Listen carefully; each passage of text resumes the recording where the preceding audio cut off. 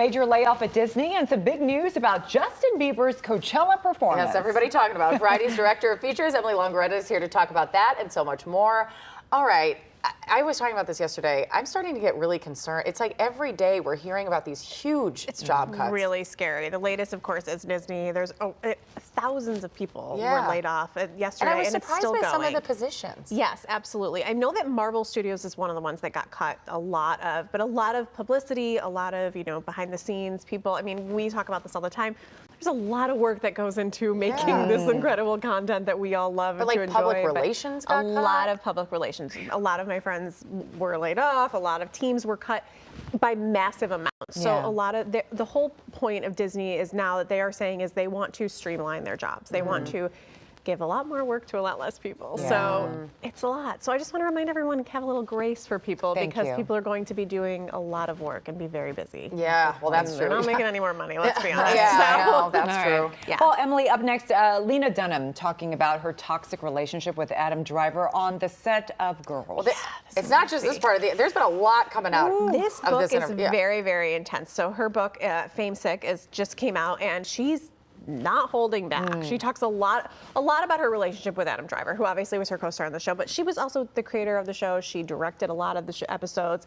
She talked about how early on they kind of went at it a lot behind the scenes, and at one point he threw a chair at a wall because he got frustrated when she wouldn't know her lines, and she said, it did work because I remembered my lines, but that's not cool. But not that way, Of course, he has not responded to this. HBO has not responded. So, obviously this is one side of the story, but it doesn't sound great. There's multiple incidents of toxicity on that side. It's just interesting because that relationship on the show was toxic. So it's almost like everything was playing out behind the scenes. Yes, completely. There was a lot of raising of voices. There was a lot of screaming and, a lot of lines being crossed. Yeah, interesting. It's not great.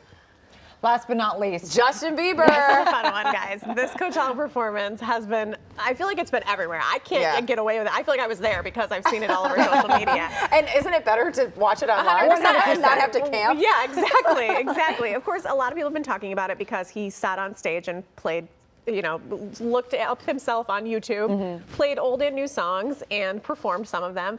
And he has a huge streaming surge. 77 million minutes of songs were streamed on Spotify from a single day stream of his old catalog. I love that he played old music. It's like seeing some of those pictures of him so young. I think we've forgotten just how much has happened in his life. Absolutely. And so I feel really good to see him back on top. I do. I think that a lot of headlines said that he was making the most that any headliner has made in a long time. $10 million. Wow. And the fact that he sat on stage and searched on YouTube and didn't play full songs. He played, he sang a chorus or a verse, which is great. And I think for the nostalgia element, it's amazing. Yes.